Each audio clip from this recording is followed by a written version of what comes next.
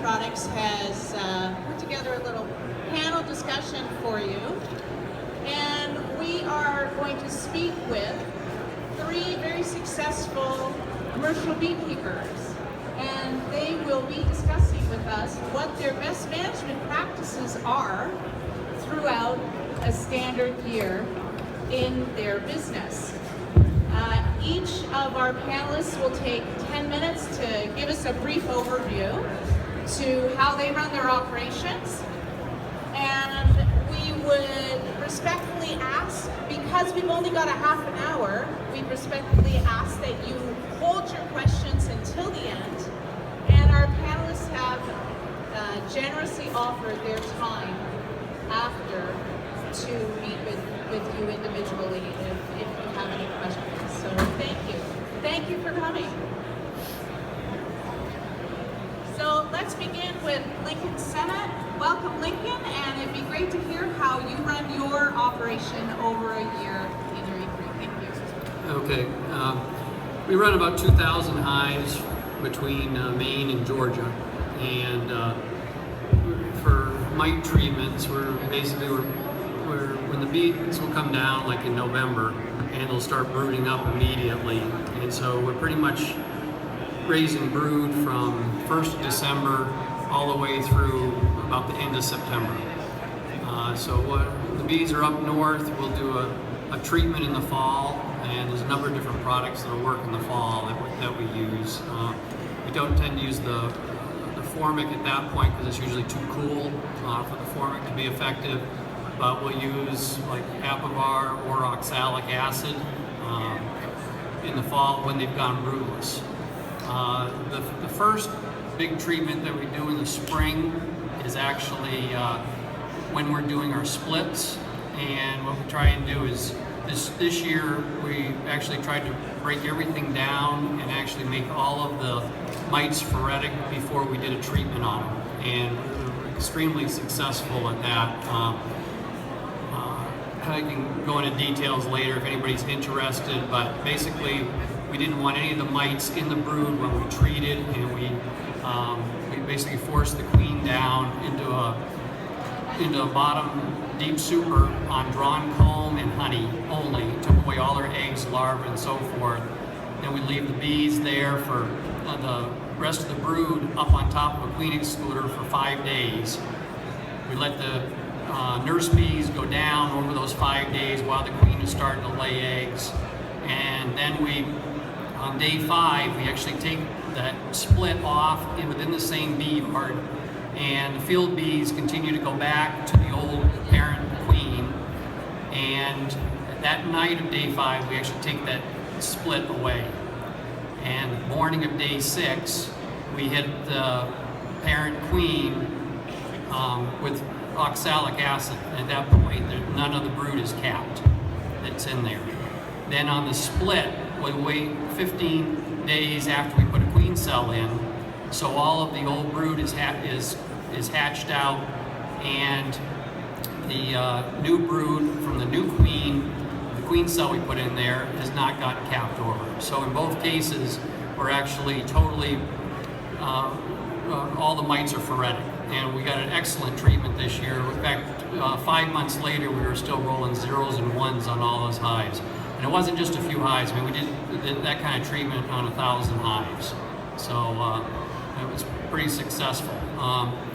In late July and early August, we'll actually do like a knockdown cleanup before, so that we make sure that everything's going to, when they're making their winter bees, that they're healthy and that we don't have virus problems, and we'll use the Mite Away quick strips. At that point, we actually put on 2 strips. Usually we have a honey flow going, so we'll put a honey super on. So we'll have double deeps with a honey super, and we'll put 2 Mite Away quick strips on as a cleanup. And as long as the bees are very healthy and they're not breaking down, we have not had a lot of losses due to the formic acid. It's actually been very successful for us.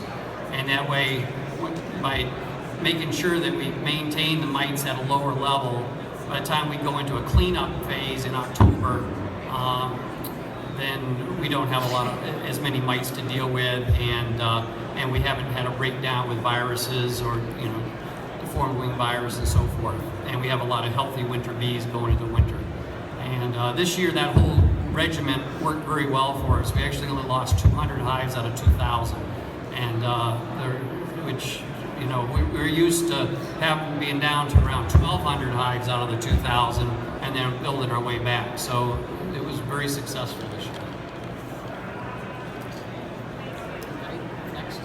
Thank you very much. Could you talk to us a little bit about when you would feed in between all the treatments? We usually feed, the only time we have to feed is actually in the fall. When the bees get down to Georgia, they sense the increase in daylight, and they start brooding up like they missed December 20th is what happens, because they stay up north for so long. And so we end up with very large populations that are raised in December and January. So like this time of year, we actually have to put feed on all the hives. Even though they come down with close to 80 pounds of honey on them, if we want to have any slabs of honey available for when we do the splits in the spring, we've got to supplement that so that we'll have honey available when we do those splits. And that's about the only time that we actually have to feed throughout the year. Perhaps that would be because you're in Maine, you've always got a good flow on? Well, we always have enough to where they can make a living up there. And same thing in Georgia. We're kind of jumping from flow to flow is what we're doing. And we still end up putting on, I don't know, probably 30 pounds of feed per hive. Thank you very much, Lincoln. Sure.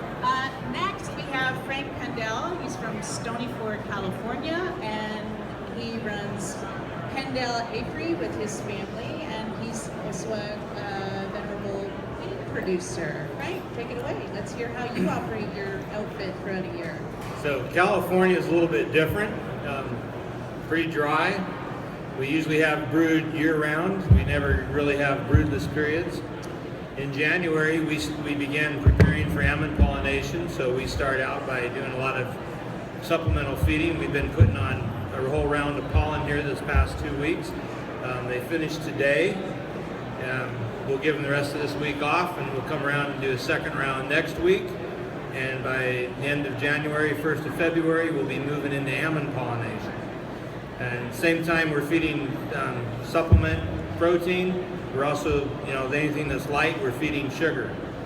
We don't usually worry about how many pounds are on the hive because we can literally put sugar on year-round. And we do that. So February is the time we get into almond pollination. We raise almonds. We're raising bees. We're trying to get those populations up. By March, we're moving out of almonds and we begin preparing for our queen rearing. So in March, we're getting all our nukes set up. We're getting grafting going. Getting all that started up. It takes us about 3 to 4 weeks to do that. By April, we have queens coming off. We start caging. We continue to produce queens. We produce queens all the way through August 30th. The month of May is we go through our hives, and that's when we'll typically treat our bees. We'll put on mite away quick strips, knock the mites down. I'll come back 7 days later, pull the strips out, because I want the queens to start laying again. If we have mites, we'll treat with something else right afterwards to get the phoretic mites that are still on the outside of the bees knocked off. We requeen right after that. We requeen our entire outfit. We go through June and July raising queens, building the hives up. By September, we begin middle of August, September, we start supplemental feeding again, preparing to get the populations back up, preparing for almond pollination for the following year. By October 15th, I put on my final treatment of the year. We go in there and we treat them again with mite away quick strips. We pull the strips out 7 days later, treat them a second time with it doesn't really matter what material, but just something that kills the mites off the phoretic mites off the bees. And then for November and December, we don't touch them other than just go through and feed anything that's light to keep anything from starving. I've used My Way Quick Strips ever since they came out with them. I've found them to be successful. I've used them all the way up into 95-degree temperatures. In California, it's dry. Seems to have something to do with it. I've never really had a lot of problems with it. It kills weak queens, but weak queens need to go out anyway. So I've been pretty happy with doing all that. Questions? No, that's great. Thank you. And are you actively and consciously switching up your mite treatments on a regular basis to complement the use of Max in your business? No, I use My Way Quick Strips twice a year. I sometimes use other things immediately following it, but I've always used My Way Quick Strips. Thank you. I appreciate it. Thanks, Ray. Next, we have Brent Woodworth. He's from Halliday, North Dakota. And let's hear how Brent takes care of his outfit throughout a year. Thanks, Brent. Thanks, Wendy. From Western North Dakota. I'll do this a little bit differently, I think. I'm just going to go over briefly how I operate. Then I'm going to go back and I'll go over how we use our formic acid. We're honey production in Western North Dakota. The bees winter over in buildings in southern Idaho. And from there, just coming up here real shortly now, we start moving the bees out of the buildings in Idaho into the Modesto, California area, where we move into the almonds. The way that we use formic acid, we've been using it since 1992. It's something that we've used. We started out trying to combat tracheal mice with it, and found that worked quite well. And then from there we went right on into using formic acid with the NOD product from David. I find that we use in Western North Dakota, and it seems to work quite well for us. And I know that what I'm going to say isn't for everybody, because geographically everybody is a little bit different. We put on two.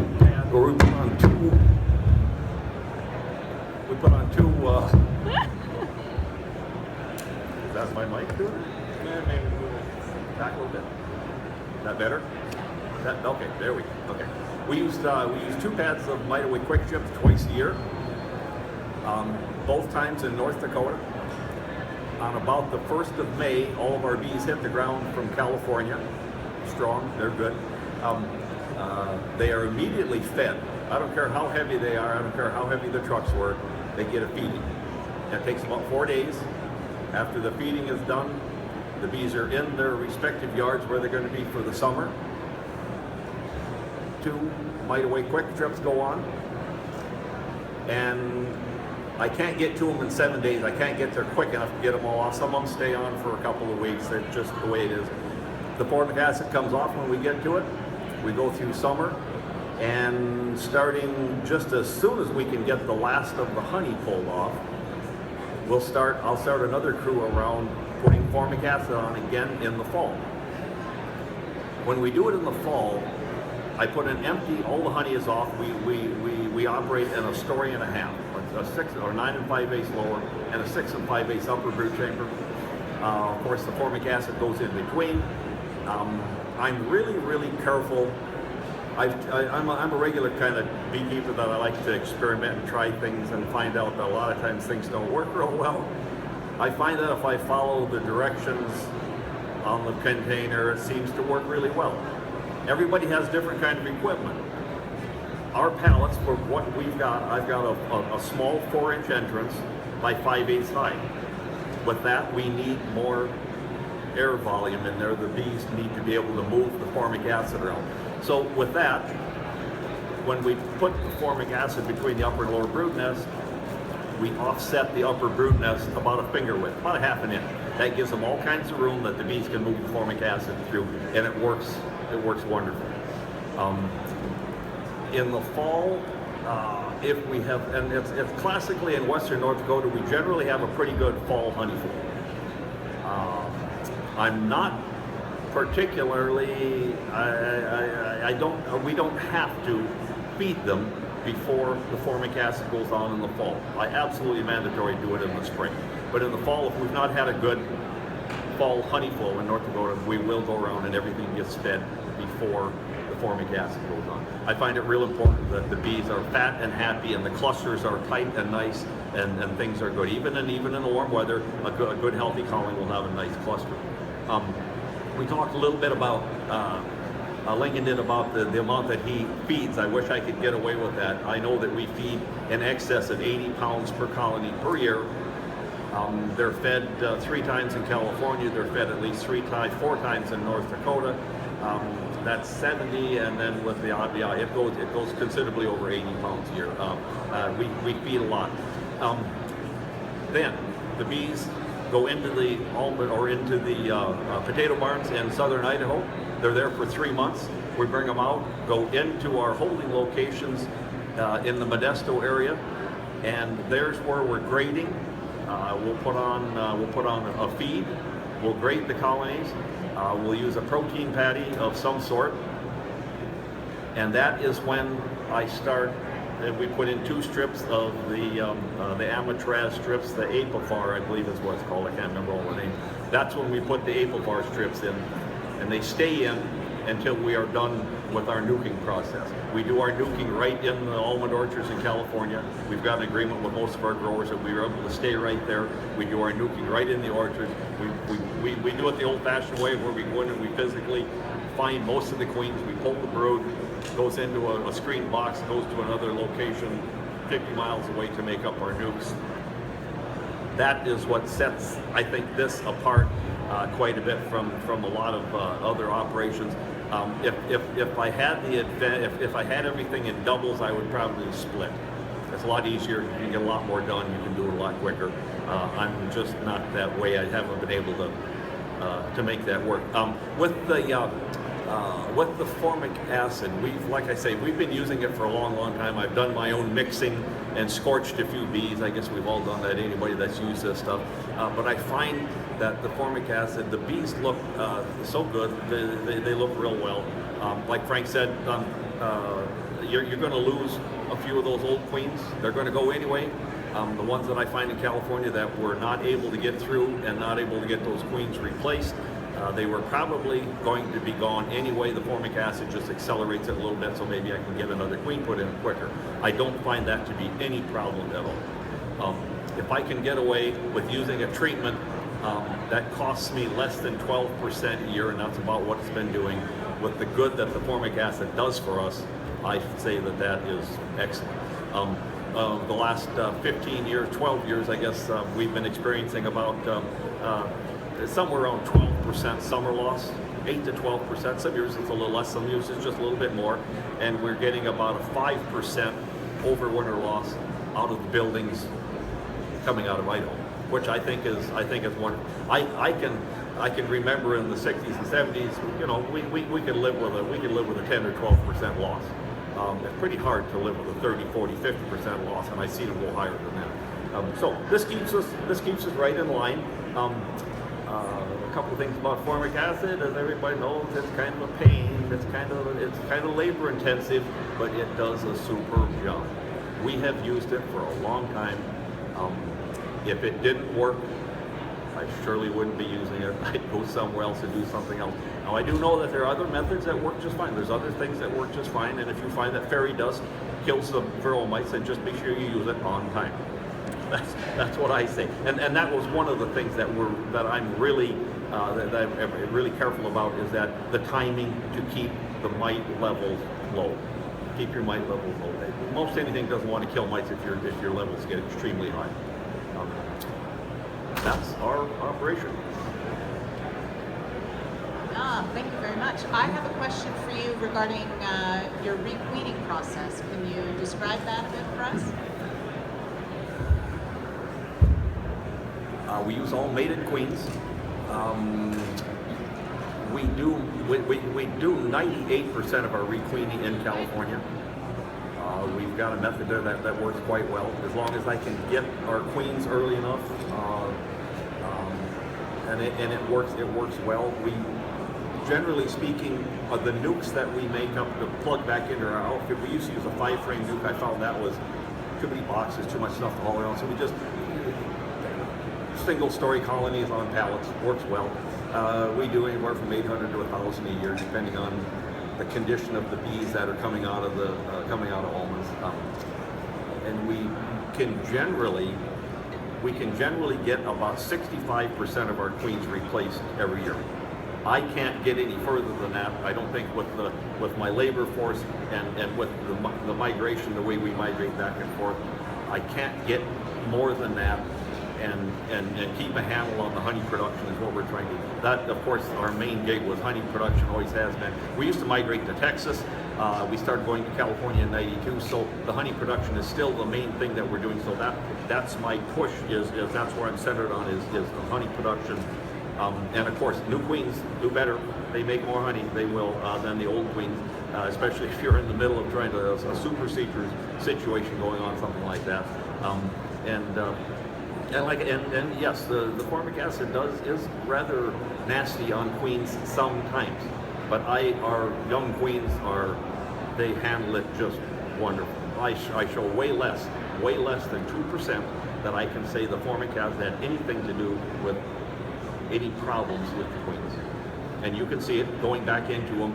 If there's some super seekers going on, you know when the formic acid went on.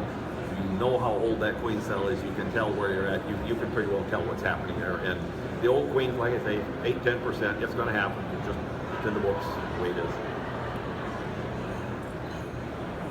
All right, thank you very much. That brings us to the end of our half an hour. And just before we wrap it up, I invite anybody who does have any more questions for Lincoln, for Frank, or for Brent to approach them individually. And we're all here primarily because of this mite, right? And we're all on the same team when it comes to getting rid of the mite. So I truly, on behalf of Non-Apiary Products, we thank Lincoln, we thank Frank, and we thank Brent. We thank you for all the work you do as beekeepers, commercial beekeepers. We do, as a result of your explanations here, we have an appreciation as to the amount of work and effort and time and money that you put into your operations in order to help us have some decent food on the table and enjoy honey and all that other kind of good stuff. One thing to remember is that we can do this because of formic acid. Thanks. So kudos to you guys. Yeah, well, we appreciate you, and thank you so much today for your time.